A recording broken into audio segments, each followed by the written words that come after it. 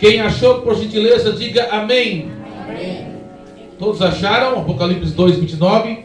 Diz assim então o texto bíblico. Diz assim: quem tem ouvidos, ouça o que o Espírito diz às igrejas. Amém? Quem pode glorificar o Senhor por esta palavra? Amados irmãos, o livro de Apocalipse, vocês devem saber disso, mas é bom relembrar, é o único livro profético do Novo Testamento. É claro, evidentemente, em outros livros como Mateus, o sermão profético, né? No capítulo 24 de Mateus, há outras profecias no Novo Testamento. Mas o estilo profético, de cunho profético, é o livro de Apocalipse. Em 90 depois de Cristo, Domiciano, imperador terrível de Roma, ele vai perseguir de uma forma feroz, de uma forma terrível a igreja. E João, o apóstolo do amor, foi o único discípulo. É interessante, eu creio que os irmãos sabem disso, mas é bom relembrar mais uma vez. João foi o único discípulo do Senhor Jesus, os 12 do colégio apostólico, que não morreu assassinado, martirizado, mas morreu de morte natural, em Éfeso, onde ele pastoreou a igreja. João, nesse tempo, no tempo de Domiciano, ele foi exilado da ilha de Patmos, no mar Egeu, onde hoje é a atual Turquia. Naquela época, Patmos era uma colônia penal do Império Romano. E quem era mandado ali para aquela ilha não voltava vivo, mas João voltou vivo.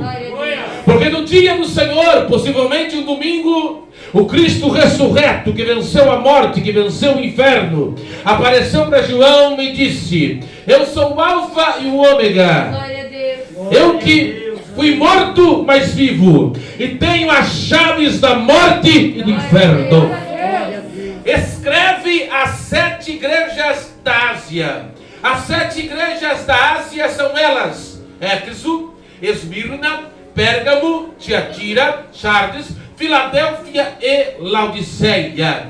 Estas são as 7 igrejas da Ásia, ou as 7 igrejas do Apocalipse, como você desejar chamá-las. Irmãos, existe em específico uma corrente teológica, e é interessante falar sobre isso, que ela diz que cada igreja, muito interessante, cada igreja das 7 igrejas da Ásia, elas simbolizam uma era ou uma época da história da igreja. Se não, vejamos. A igreja de Éfeso, ela simboliza a igreja apostólica. Esse período da igreja apostólica vai até 100 depois de Cristo. É a igreja de Pedro, de Paulo e de João. A igreja de Esmirna, ela simboliza a igreja sofredora, a igreja dos mártires que morreram, mas não negaram a sua fé em Cristo. Esse período, esta era, a era da igreja de Esmirna, representa de 100 depois de Cristo a 300 depois de Cristo. Mas tem a terceira igreja. Quem está ouvindo, diga amém. Quem está ouvindo, diga amém. A terceira igreja é a igreja de Pérgamo, ou a igreja estatal. A igreja que se une com o governo em 316 depois de Cristo, melhor dizendo, o imperador Constantino, que havia se convertido ao cristianismo, ele faz o edito real oficializando a religião cristã. Então a perseguição parou, a igreja se uniu com o Estado. Este período vai de 300 a 500 depois de Cristo. Mas nós temos a quarta igreja, a igreja de Tiatira, a igreja do romanismo, em que a igreja única era a igreja católica, a igreja do romanismo dominou o mundo. É de 500 depois de Cristo até os nossos dias. Depois nós temos a quinta igreja, a igreja de Sardes, a igreja que tinha nome de viva, mas era morta. Essa igreja de Sardes representa a igreja da reforma, porque no meio dela tinha sempre alguém vivo na presença de Deus. A igreja de Sardes simboliza a igreja da reforma. Esse período começou em 1500 depois de Cristo e vai até os nossos dias. Aí nós temos a mais famosa, que você conhece muito bem, a sexta igreja, a igreja de Filadélfia, a igreja do amor fraternal, a igreja missionária. Esse período, de acordo com essa corrente teológica, começa em 1800 e vai até nossos dias. Deixa eu perguntar aqui, tem Filadélfia aí? Tem igreja do amor fraternal aí? Tem igreja missionária aí? E nós temos a sétima igreja, Laodiceia. Laodiceia, a mais rica de todas. Mas Laodiceia é a igreja que apostatou, abandonou a fé. Ó, eis que estou à porta e bato. Para quem Jesus estava dizendo? Não era para o ímpio, era para a igreja de Laodiceia. Porque em Laodiceia tinha espaço para o pecado, tinha espaço para a carne, para tudo, mas não tinha espaço para Jesus. Quando começou esse período? Eu creio, irmãos, e eu sou sincero em dizer, eu vou entregar tudo aquilo que Deus colocou no meu coração. Quem quer ouvir nessa noite? Quero que você ouça essa palavra com atenção. Eu creio que nós estamos vivendo os dias de Laodiceia, os dias da igreja que apostatou. Claro, evidentemente, irmãos, estou falando de uma forma geral, porque os dias são difíceis. Mas no meio disso tudo, Deus está com a sua igreja. Em Mateus capítulo 16 e versículo 18, Jesus vai dizer em Cesareia de Filipe: edificarei a minha igreja, e as portas do inferno não prevalecerão contra ela. Agora, Alexandre, servo de Deus, pastor Alexandre, é interessante, porque não está escrito assim. Há detalhes na palavra que às vezes passam desapercebidos, não é verdade? Não está assim: a porta da igreja prevalecerá. Está assim? Porque se fosse a porta da igreja prevalecerá, como é o nome do servo de Deus? Ivanir? Ebunir. Se fosse assim, as portas da igreja prevalecerão, irmão Dunir. Era o inferno tentando arrombar, o inferno tentando destruir a igreja. E nós, e eu com o Alexandre, os irmãos segurando aí. Não entra aqui, Satanás, não entra aqui. Não é verdade? Não é verdade? Mas não é assim. É as portas do inferno não prevalecerão. É a igreja que destrói os portões do inferno. É a igreja que resgate almas e traz para a sua presença, para a presença de Deus. Agora, irmãos, uma coisa é certa: o nosso Deus é soberano. Ele tem o controle de todas as coisas. Na época que eu era mais bonitinho, mais bonito, né? E o Alexandre continuou sempre bonito, mas eu era mais bonitinho, eu era mais magrinho que ele, né? Você vê que ele também é importado agora, bonito, né? Mas no tempo que eu era mais bonito, lá em 99, eu acho que o Alexandre se lembra, Chico Carvalhais cantava, eu para cantar, vou estragar o culto, deixa eu ver se eu lembro. Quem está ouvindo, diga amém. Amém. Só para ver se os irmãos estavam aí. A Chico Carvalhais cantava assim, ó: Deus proverá. Quem se lembra? Não cai uma folha da árvore se Deus não deixar. Deus pode fazer fluir água da rocha. Deus faz do impossível possível, porque Ele é maior. Deus proverá. Quem se lembra? Quem se lembra? O nosso Deus tem o controle de todas as coisas. Ao longo da história, Ele está com a igreja. Ele nunca perdeu. Tem gente, irmão, o Alexandre aqui falou de chutar um gol, chutar pro gol. Tem gente que acha que Jesus ganha do diabo nos pênaltis. Você lembra em 94, quando o Baggio chutou aquele pênalti? Mas o diabo, não! Acho que Deus ganha do diabo no pênalti? Não! O diabo já está derrotado na cruz do Calvário! Glória a Deus! Quem crê nisso pode glorificar o Senhor? Glória a Deus! Então você é mais do que vencedor em Cristo Jesus. Eu percebo, irmãos, hoje está fazendo 504 anos da Reforma Protestante. Você não tem ideia do que foi a Reforma Protestante, irmãos. Eu estava conversando com a minha esposa.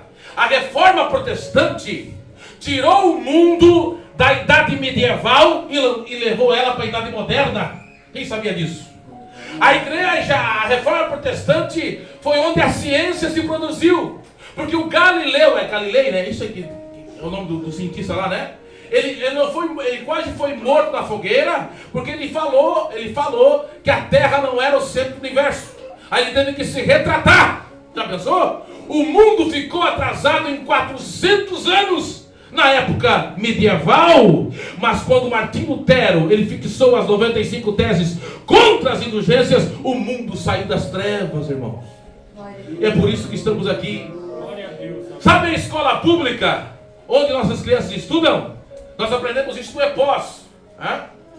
Vocês, acho que o Alexandre estava na aula que lecionamos lá. Nós aprendemos isso no EPOS. Sabe a escola pública, o ensino para todos? Foi na Reforma Protestante. Porque Martim Lutero e os reformadores pensavam que o ensino não devia ser só para a criança rica, mas para o pobre e até a mulher. Naquele tempo, sabe como o mundo era machista naquela época, né? E até a mulher deveria aprender a ser educada.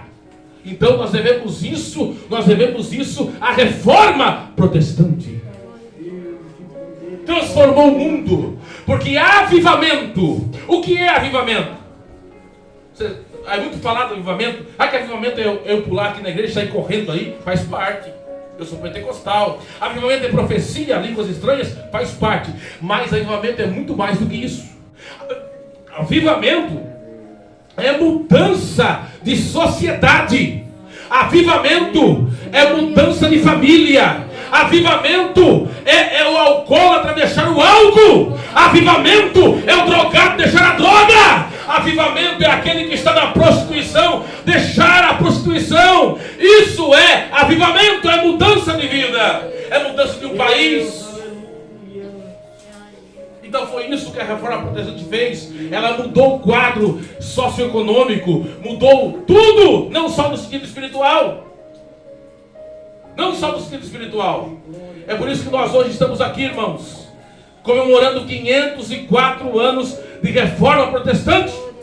Agora, quando eu olho para a história da igreja, eu percebo Deus agindo na história da igreja. Por exemplo, a primeira época, ou a primeira era, a era apostólica, eu vejo Deus agindo.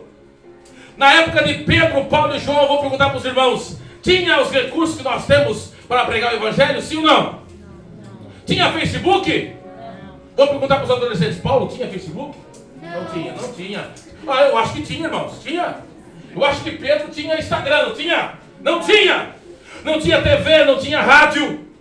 Mas em apenas algumas décadas, o cristianismo abalou o mundo. Ao ponto em Atos capítulo 17, e versículo 6, a parte final, Lucas dizer assim, que os opositores ao evangelho vão dizer em Tessalônica, esses que alvoroçaram o mundo têm chegado até nós.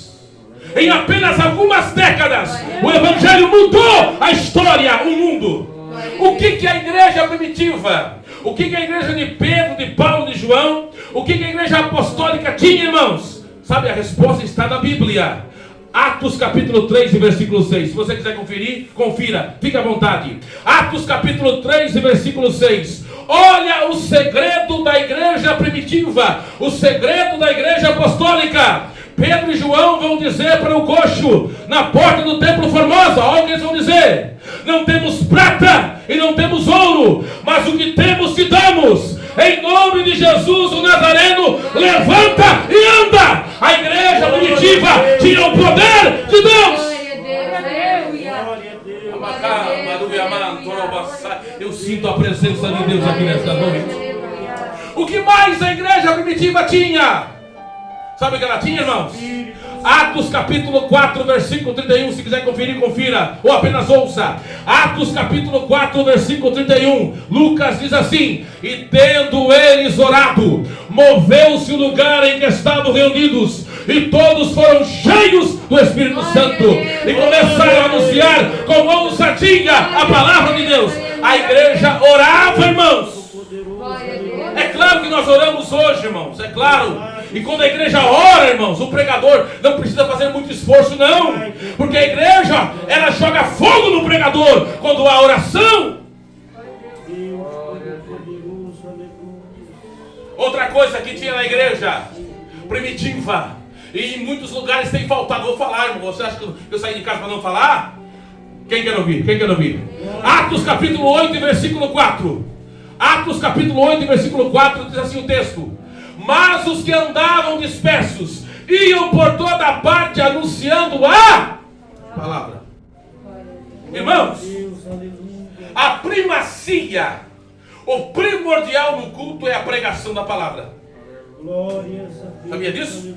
Não pode faltar a pregação da palavra. Um dia eu saí de casa, irmãos. Na época eu não usava Uber ainda, eu saí 5 horas da tarde de casa. Atravessei a cidade, era verão, irmãos. Peguei os ônibus lotados, cheguei numa igreja, o culto começou 7 horas, era 15 para as 9, não passava para mim, daí quem estava dirigindo o culto falou assim, ó, se o culto acabasse agora, eu disse, não, está errado. Se não tem palavra, é o culto incompleto. Porque o mais importante é a pregação do Evangelho. Mas em muitos lugares a pregação é colocada em secundário, sabia disso? Esses dias um pregador pregou na igreja ali, Deus usou ele na palavra, daí alguém falou, foi bem, mas eu queria que uma profecia, uma revelação. Meu Deus, que é isso, irmão? Que é isso? Aí eu fui pregar um dia, eu acho que o Alexandre já passou por isso também. Eu fui pregar um dia no lugar, pregar a palavra, e Deus pode me usar na profecia? Pode sim, mas é Ele que usa, não sou eu que uso o Espírito Santo. Quem está no controle desse culto é Deus. Deus pode fazer o que Ele quer, e Ele está aqui nesta noite falando ao seu coração. Aí eu acabei de pregar, irmãos. A serva de Deus me chamou no canto assim, disse, irmão, eu não entendi nada da sua pregação. Vou abrir então para Deus dar entendimento para a irmã da palavra. Aí ela disse, não, mas eu sei que o irmão é um homem de Deus. Aí vem cá, me ajuda, vem cá. Eu sei que o irmão é um homem de Deus. Ela olhou assim nos meus olhos assim e disse, pode entregar, irmão. Entrega. Pode entregar a mensagem. Eu disse, não, mas Deus não me revelou nada, irmão. Não, mas ele não leva para casa, irmão. Parecia que eu era um pai de santo, irmão. Parecia que eu era um pai de santo. Irmão, eu voltei a falar uma palavra que me perdoa. Eu tenho que dizer, irmão. Se os irmãos não me conheciam, conhecendo hoje, eu não levo nada para casa. Tem espiritismo evangélico por aí, irmão. A pessoa vai para a igreja não para ouvir a palavra, mas para ouvir uma profecia. Deus pode falar em profecia? Pode, mas o mais importante é essa profecia aqui, a palavra de Deus, a palavra de Deus, a palavra de Deus. O avivamento verdadeiro vem pela palavra de Deus, pela pregação. Vê só? Romanos 10:17. Romanos 10:17. De sorte que a fé vem pelo ouvir, e ouvir a palavra de Deus. Quer ver só? Isaías 55:11. Assim será a palavra que sair da minha boca. Ela não voltará para mim vazia, antes fará o que me apraz. Quer ver só? Isaías capítulo 40, versículo 8. Isaías 40, versículo 8. Seca essa erva, cai as flores, mas a palavra de Deus subsiste eternamente. Quer ver só? Jeremias 23:29. Jeremias 23:29. Não é a minha palavra como fogo, diz o Senhor, e como martelo que esmiuça a penha. Quer ver só? João capítulo 15, versículo 3. Vós já estáis limpo pela palavra que vos tenho falado.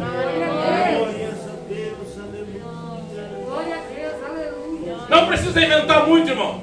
Não precisa contar a história da carochinha. Pregue a palavra.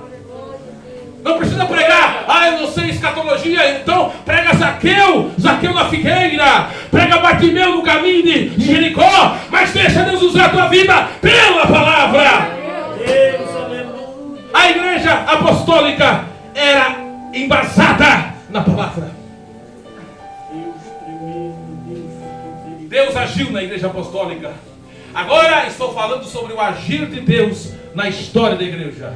Quem está ouvindo? Glória a Deus, a segunda igreja é a igreja de Esmirna, a igreja sofredora, a igreja mártire. A época vai de 100 a 300 depois de Cristo. Irmãos, lá em Esmirna havia um homem chamado, era um bispo, Policarpo. Ele tinha mais de 80 anos. E falaram para ele, você vai negar Jesus? Não vou negar. Mataram ele queimado no fogo. A lenda, ou a tradição diz que a chama não pegou nele. Tiveram que matar com uma lança. Mas Policarpo não negou a sua fé em Cristo Jesus. Não negou a sua fé no Senhor. Irmãos, hoje nós vivemos um dia, uma época. Nós vivemos uma época que as pessoas dizem assim: Deus, o Senhor é obrigado a me abençoar. Eu exijo de Deus. Que negócio é esse, irmão? Parece que Deus é obrigado a fazer as coisas. Não, Ele é soberano. Não é de acordo com a minha vontade, é de acordo com a vontade de Deus. Não, mas eu levei Deus contra a parede. Que negócio é esse, irmão? Você pode levar uma barata, uma aranha contra a parede, mas Deus não, Ele é soberano. Tem pessoa que entra num culto como esse e diz assim: Senhor, olha só como é que acontece. Acontece por aí, irmão. Se acontecer aqui, vai se converter hoje, em nome de Jesus, né? A pessoa entra assim no culto assim: Senhor, se o Senhor não levantar um profeta, a profeta hoje, Senhor, eu vou desviar. Que negócio é esse? Que negócio? Já tá... Obrigado, pastor Alexandre, pela colaboração. Já está desviado. Que negócio é esse, irmão? Irmão, já pensou? Sabe quantos quilômetros de distância dá pra... Quem está ouvindo? Quem está ouvindo? Sabe quantos quilômetros de distância dá para ouvir o rugido de um leão? Sabe quantos? Deixa eu ver quem sabe. Ninguém? Quantos? 8 quilômetros de distância. Já pensou, irmão? Pegar você assim, não, vai negar Jesus? Não. Ó, o leão está faminto. Já pensou? Eu estava fazendo café esses dias, né, porque eu gosto muito de café, né? Um dia eu vou convidar o pastor Alexandre para tomar um café lá em casa, no café, né? Aleluia, recebe o rei de Deus, né? Eu estava fazendo café, irmão. Aí o vapor da chaleira, quem já queimou a mão assim? Imagine agora, irmão, o fogo, pegava uma estaca assim, um tronco, né? Amarrava a pessoa e colocava fogo.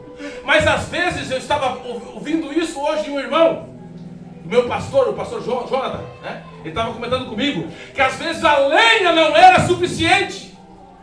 Aí ficava ali a pessoa assando no fogo. Já pensou? Nega Jesus, mas não negava, morria queimado. E hoje nós negamos Jesus por qualquer coisa. É o irmão olhar de lado assim, a gente já não quer ir mais para a igreja. É o outro linguarudo falar mal de nós. Nós queremos dizer: que negócio é esse, irmãos? Honra a tua fé! Pessoas morreram para você estar aqui hoje, glorificando e exaltando o nome do Senhor. Igreja sofredora, igreja de Esmirna. Agora a terceira igreja, a terceira. Estou pregando sobre o agir de Deus na história da igreja. A igreja de Pérgamo. A igreja de Pérgamo, como eu falei a princípio, representa a igreja estatal. A igreja que se uniu com Constantino. Não a rua Constantino aqui, que fica perto, né? Constantino foi um imperador romano que ele se converteu ao cristianismo. Mas alguns historiadores dizem, é interessante falar sobre isso, que na verdade foi uma jogada dele, uma jogada política. Porque ele viu que talvez se unindo aos cristãos, era melhor se unir aos cristãos do que ser contra eles. Então ele continuou sendo pagão e a sua conversão foi apenas de aparência. Alguns dizem isso. O lado positivo é que a perseguição parou. Mas o lado negativo, isso foi em 316 depois de Cristo. O lado negativo é que o paganismo começou a entrar na igreja. A veneração de santos começou nessa época. Quem sabia disso? Quem sabia? Na época de Constantino. A igreja começou a perder a pureza. Irmãos, eu não sou fanático de dizer que não precisamos ter homens lá no Congresso, homens na política, porque a Bíblia vai mostrar José, vice-governador do Egito, Daniel, ministro da Babilônia. Mas uma coisa é uma coisa, outra é outra bem diferente. Mas a igreja não vai depender de homem algum. A igreja não vai depender de político algum. A igreja depende do poder, da glória e da unção de Deus. E o nosso dever como igreja é orar pelas autoridades que Deus constituiu e colocou lá no poder. Então a igreja perdeu a pureza, o pecado, a troca de favores, o nepotismo e muitas coisas entraram na igreja. Era uma época difícil. Mas a tendência foi piorar cada vez mais, as coisas foram piorando. Porque depois da terceira era, veio a igreja de Tiatira. E o período vai de 500 até nossos dias. O período do romanismo. O período da ignorância. Porque nesse período, Idade Média, Idade das Trevas, a Bíblia era negada ao povo. Não tinha Bíblia naquela época para o povo. A Bíblia só era em latim. E quem sabia latim era só o clero. O Martinho Lutero, por exemplo, o grande reformador, só vai ter acesso à Bíblia quando ele vai no convento. Ele vai ter acesso à Bíblia, ele lê Romanos e tem a sua vida transformada, impactada pelo Evangelho. Então a ignorância tomava conta. As pessoas eram dominadas.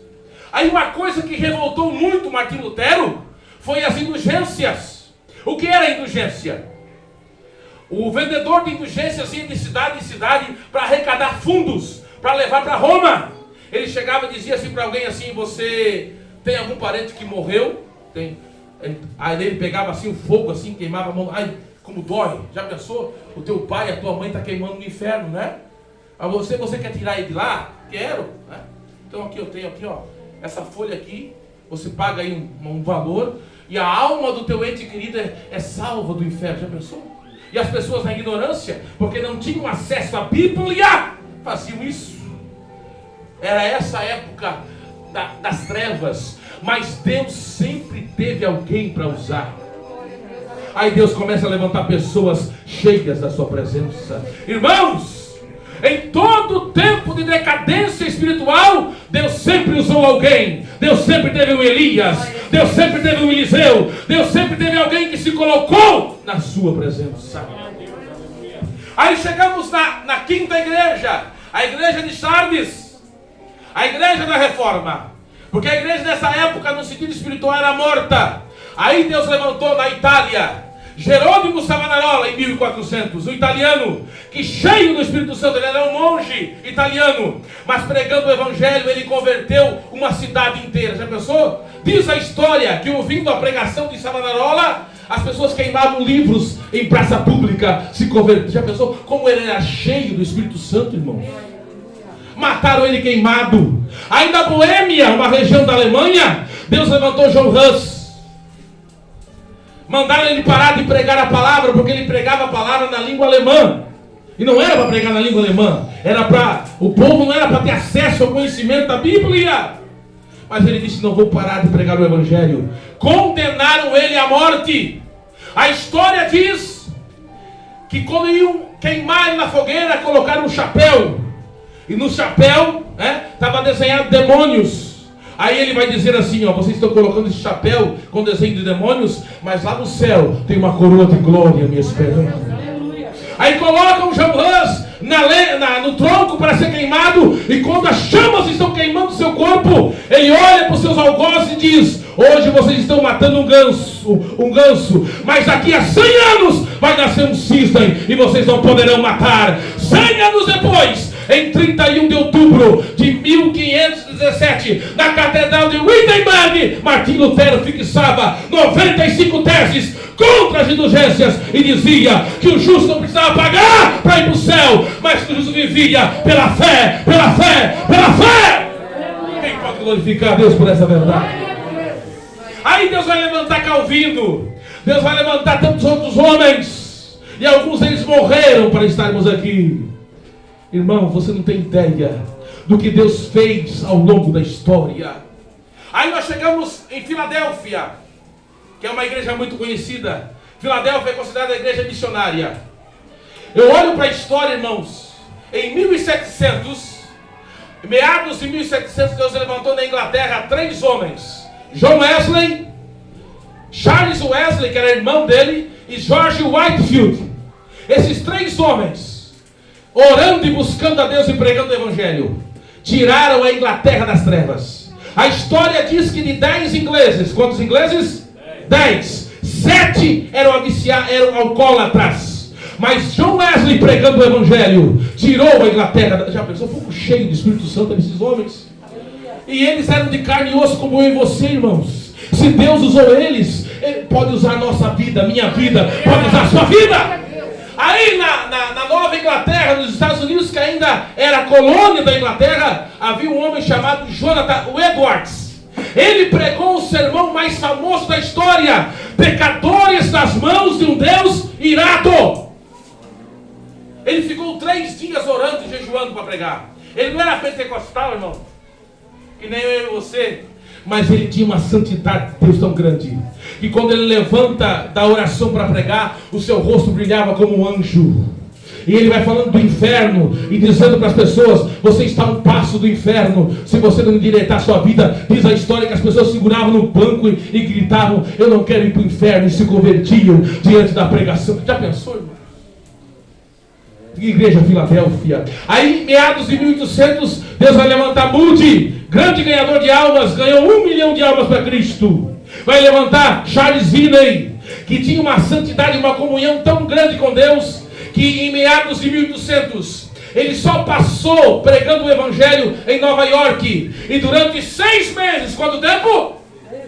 As pessoas não entraram em bares, nem em teatros, porque ficaram impactados com a mensagem de Charles Finney. Já pensou, irmãos? Deus usou esses homens. E Deus pode usar a minha vida e a sua vida. Agora chegamos em Laodiceia. Laodiceia, já estou acabando. Quem está ouvindo? Quem está ouvindo? Mas eu preciso entregar, eu preciso falar isso.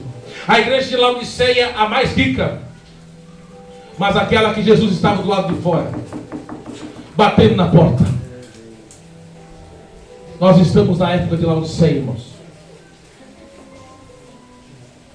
A doutora Elaine Cruz, ela veio, não sei se o Alexandre estava, o pastor Alexandre estava nesse, faz alguns anos atrás, acho que faz 3 ou 4 anos, é uma convenção aqui da Escola Bíblica Dominical, e ela contou que lá no Rio de Janeiro, onde? Tem uma igreja lá chamada Igreja ao Natural. Quem já ouviu falar dessa igreja? Ninguém ouviu falar? Ela contou isso, irmãos. Ela contou isso. Que os irmãos, as pessoas entram na igreja, tiram a vestimenta. Eu não preciso dizer, né, irmãos? Tiram a vestimenta. Já pensou? Isso é apostasia, irmãos. Apostasia. Coisas que não têm base bíblica. Coisas que não têm base, não têm fundamento bíblico. Nós estamos vivendo isso, irmãos. Nós estamos vivendo isso.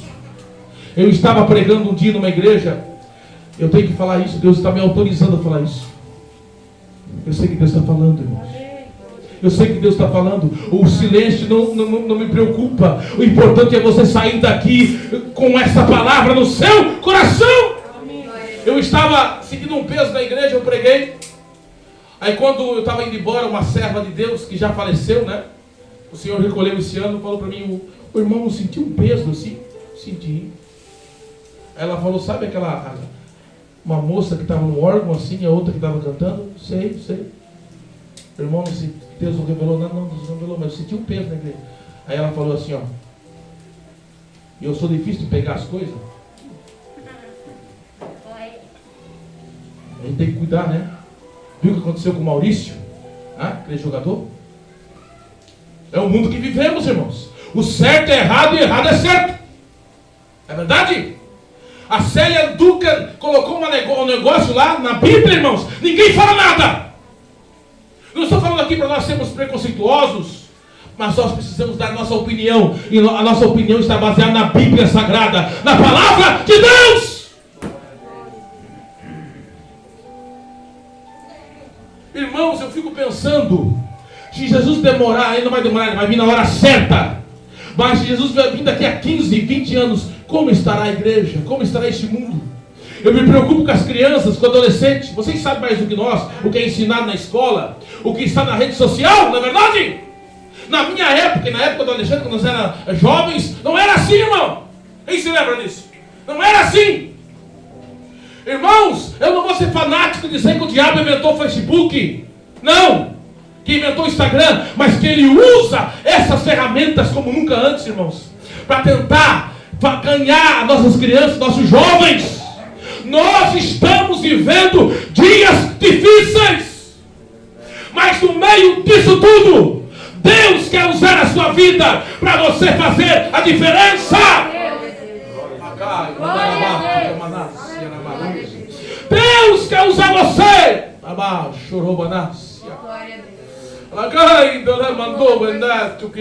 Mas você tem que tomar uma posição, meu irmão. Tem que tomar uma posição. Sabe, nós se contentamos, eu vou para a igreja, vira até um ritual, eu vou domingo para a igreja, né? Tem que ir mesmo, né? Não, Deus quer mais de você, irmãos. Deus quer mais de mim.